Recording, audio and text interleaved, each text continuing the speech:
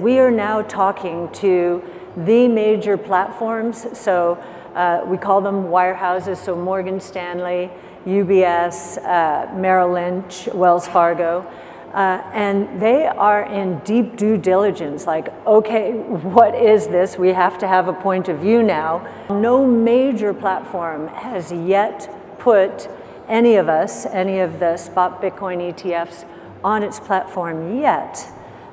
We think that's coming. I don't think the wirehouses will accept. There could be two, or these two, maybe Solana, maybe, but I don't think that the wirehouse platforms will want to do more than the majors. What's interesting about this is you're not hearing about it. Maybe this part of the world is hearing about it because you're sensitized to it, but in the equity market, nobody's paying any attention to this. None.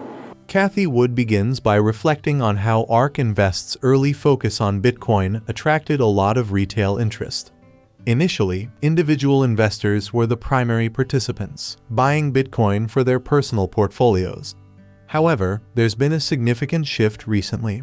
Now, major financial platforms, known as wirehouses, including Morgan Stanley, UBS, Merrill Lynch, and Wells Fargo, are showing keen interest in Bitcoin. These institutions are conducting deep due diligence, scrutinizing not just Bitcoin itself, but also its infrastructure, operational risks, and overall ecosystem. Wood emphasizes the significance of exchange-traded funds ETFs in the Bitcoin ecosystem. ETFs provide a scalable structure supported by a robust ecosystem of authorized participants and market makers, many of which are hosted by these major financial platforms. The flexible nature of ETFs makes them an attractive vehicle for investment, potentially driving significant capital into Bitcoin if widely adopted. A lot of people found ARK because of Bitcoin in our early days, and so they were in the retail space, individuals who were just buying for their own accounts. What has changed is we are now talking to the major platforms, so we call them wirehouses, so Morgan Stanley, UBS, Merrill Lynch, Wells Fargo, and they are in deep due diligence, like, okay, what is this? We have to have a point of view now. They actually have an index against which they're going to be judged, and that's an ETF, right? Now Bitcoin is part of how they're going to be graded. And while no major platform has yet put any of the spot Bitcoin ETFs on its platform yet, we think that's coming. We can tell from the kinds of questions they're asking. They're asking deep questions, not only about Bitcoin itself, but about infrastructure, ops, risks, and so the heat is on because this is a new asset class. Bitcoin is a new asset class. It's a monetary system, to be sure, but it also represents a new asset class. And what that means in our world is that as a fiduciary, someone looking after portfolios for people, a fiduciary has to consider a new asset class because of the low correlation with other assets in terms of returns and risk. And so if you add Bitcoin to an existing portfolio, if that is right, and this is low correlation asset, what that means is over time, returns per unit of risk will go up. So if one platform has Bitcoin and offers that opportunity of diversification and higher risk-adjusted returns, and another doesn't, then they're going to have a problem if this one's right. ETFs are a wonderful structure. They can scale. You've got an ecosystem. This is not just the 10 companies or how many are still in operation. I don't know if any, I don't think any has outright failed yet, but the ecosystem, the structure is extremely flexible because the authorized participants, the market makers, are not inside one firm. We have dozens of authorized participants, and those are the big brokerage houses. So this is another reason they're being not forced into this, they're being lured into this, because the ecosystem, authorized participants, market makers, is a very lucrative ecosystem. And these wirehouses host many of them. So I think, we could scale to hundreds of billions of dollars. If it were to have been approved the regular way, we would have been getting questions, meaning from the SEC, and no one was getting questions from the SEC beforehand. So that was an indication, no go, just, we'll have to try it again.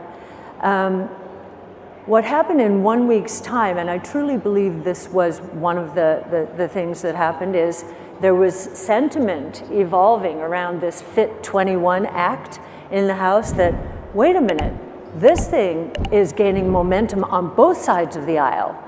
And wow, this could be an election year issue. This is an election year. So the administration, I think, basically said, oh, and the other thing that happened was former President Trump has become much more cozy with Bitcoin, crypto generally, and that week said he would accept campaign donations in crypto. So again, this idea, this is an election year issue.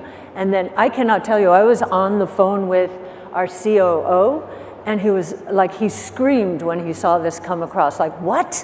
It was within 3 days of being denied. We were sure. We were sure it was going to be denied.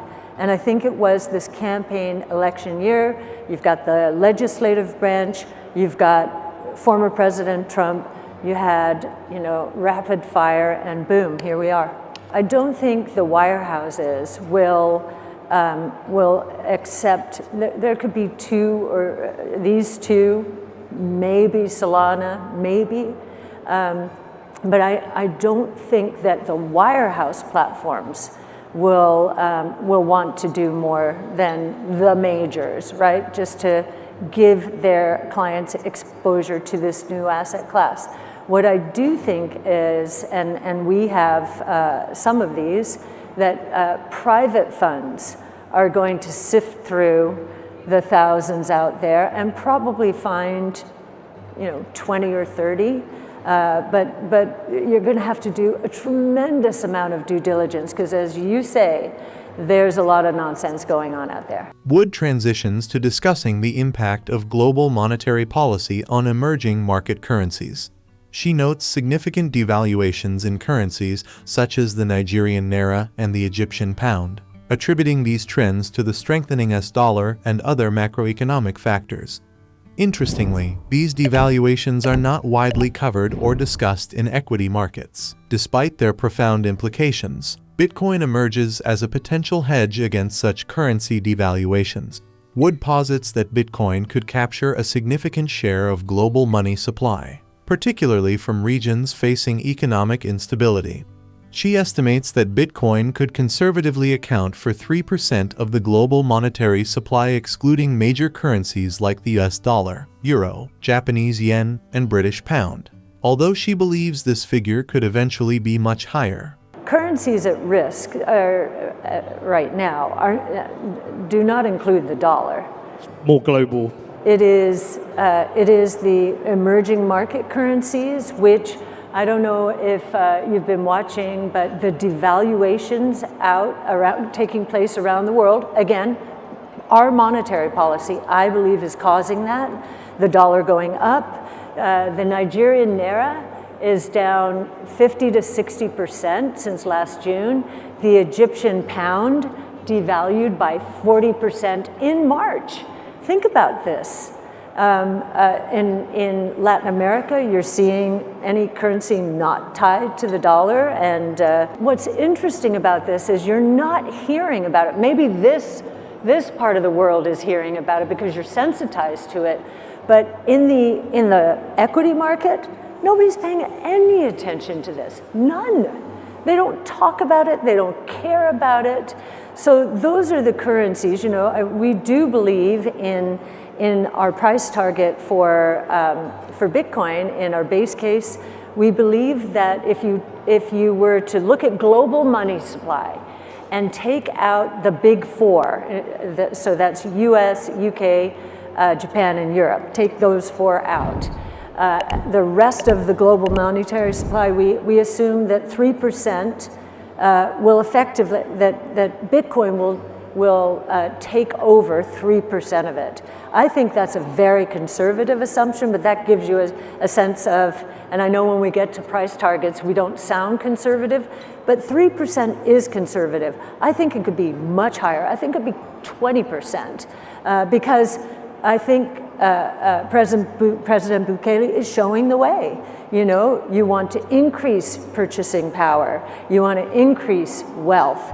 And this is, for countries and individuals whose purchasing power and wealth are being destroyed, they need an insurance policy. Yeah, I just wanted to say one other thing. One of the other things that has disappeared in conversation is CBDCs, right, where the central bank digital currencies.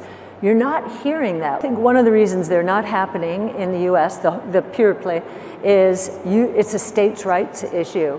Governor DeSantis in Florida said, no way. Well, you can't have a currency that applies to everything but a few states. Another critical aspect Wood touches upon is the political and regulatory landscape surrounding cryptocurrencies. She mentions the concept of central bank digital currencies, CBDCs, which have been a topic of discussion among policymakers. However, the adoption of CBDCs, particularly in the US, faces significant hurdles.